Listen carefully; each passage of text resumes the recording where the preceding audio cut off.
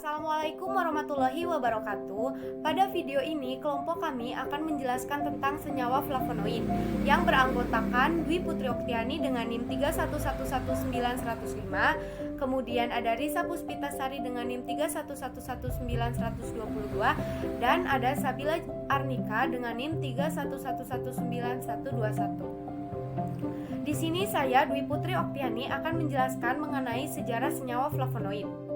Ilmu kimia senyawa-senyawa fenol yang ditemukan di alam mengalami kemajuan yang pesat setelah Kekule berhasil menetapkan struktur cincin aromatik. Bahkan, struktur dari beberapa senyawa fenol telah dapat ditetapkan sejak abad ke-19. Oleh karena itu, ilmu kimia senyawa-senyawa fenol kadang-kadang dianggap sudah usang.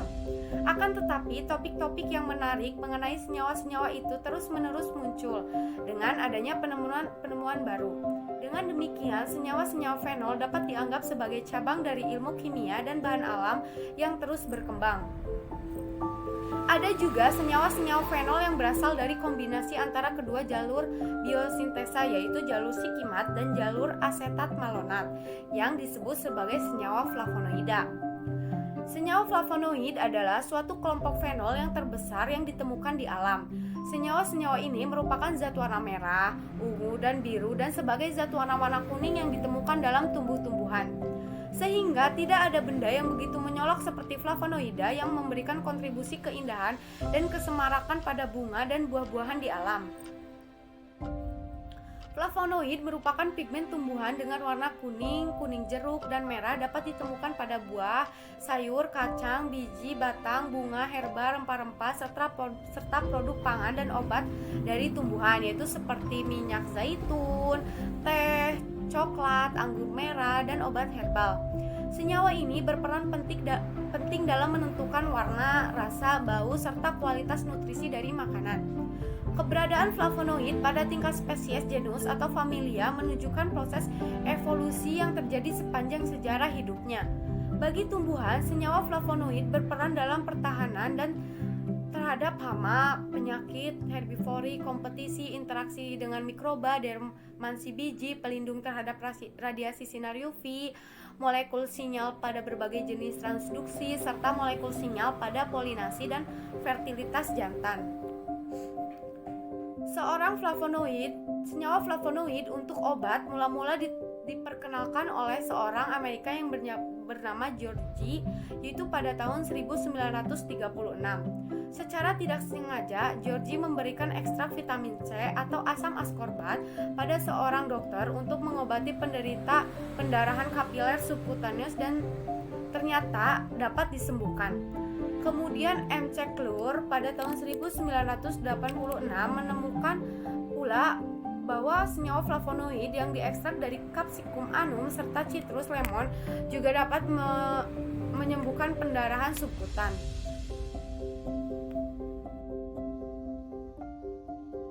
Assalamualaikum warahmatullahi wabarakatuh. Saya Risa Puspitasari dengan NIM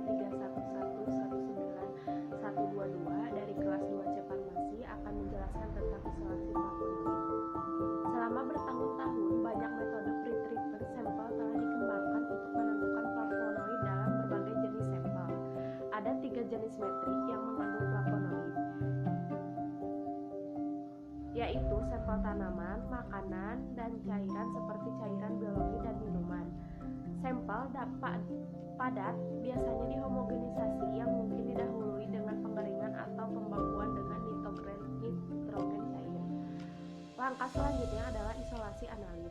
Untuk tujuan ini, ekstraksi pelarut padat diikuti oleh ekstraksi fase padat atau SPE. Dan metode ini paling banyak digunakan terutama karena kemudahan penggunaan dan penerapannya yang luas. Ekstraksi soklet jarang digunakan untuk mengisolasi flavonoid dari sampel padat. Sampel cair biasanya yang pertama disaring atau disentrifugasi. Setelah itu, sampelnya langsung disuntikan ke dalam sistem pemisahan atau lebih sering analit yang pertama kali diisolasi menggunakan ekstraksi cair-cair atau LLE atau ekstraksi fase padat. Sehubungan dengan ekstraksi pelarut dan soklet, dalam kebanyakan kasus menggunakan metanol berair atau asetonitril sebagai pelarut. Dalam kasus LLE, pelarut ekstraksi biasanya adalah etil asetat atau dietil eter yang mengandung sejumlah kecil asam. LLE biasanya diarahkan pada isolasi aglikon, sementara metode lain dapat diisolasi aglikones dan konjugasi. Jika aglikones adalah analit target, hidrolisis kimiawi biasanya dilakukan dengan asam hidroklorik atau asam format pada suhu tinggi 80-100 derajat Celcius, atau dengan merebuskan asam dalam adanya etanol tapi bersifat hidrolisis atau glukosidase. Yang digunakan telah mempelajari hubungan optimasi proses ekstraksi melalui biomonitoring flavonoid menggunakan model simplex atau setroid untuk mengevaluasi pengaruh pelarut air, etanol, dan aseton dan juga campuran dari pelarut tersebut, di mana didapatkan bahwa ekstraksi flavonoid dari bunga teh, patula dengan aseton adalah pelarut ekstraksi yang terbaik. Proses ekstraksi dapat dilakukan secara maserasi dan perkolasi. Biasanya untuk sampel yang kering menggunakan metanol 70%, sedangkan sampel segar metanol 95%. Karena kandungan air dalam bahan segar yang cukup besar, ekstrak biasanya akan diuapkan untuk menghilangkan metanol. Ekstrak air diekstraksi cair-cair dengan eter atau heksan untuk menarik senyawa yang kepolarannya kecil seperti lemak, terpen, klorofil, xanthofil, dan lain-lain. Flavonoid merupakan senyawa polar, maka flavonoid akan larut baik dalam pelarut polar seperti etanol, metanol, butanol, aseton, dimetil formamida, dan lain-lain. Karena flavonoid terikat dalam bentuk glikosida, maka campuran pelarut tersebut di atas dengan air merupakan pelarut yang baik untuk flavonoid glikosida. Sedangkan dalam bentuk aglikogen seperti flavon, flavonol, flapanon lebih mudah larut dalam pelarut kloroform dan eter.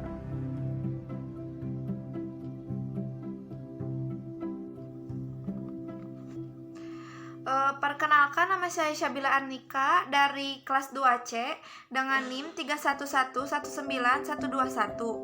Di sini saya akan menjelaskan tentang perkembangan senyawa flavonoid sampai ditemukannya obat berbagai macam penyakit. Sebagian besar senyawa flavonoid alam ditemukan dalam bentuk glikosida, di mana unit flavonoid terikat pada suatu gula. Glikosida adalah kombinasi antara suatu gula dan suatu alkohol yang saling berikatan melalui ikatan glikosida. Flavonoid dapat ditemukan sebagai di atau triglikosida, di mana 1, 2, atau 3 gugus hidroksil dalam molekul flavonoid terikat oleh gula. Senyawa flavonoid berfungsi sebagai antioksidan. Antioksidan berfungsi mencegah kerusakan sel dan DNA akibat adanya senyawa radikal bebas. Senyawa flavonoid yang umumnya bersifat antioksidan dan banyak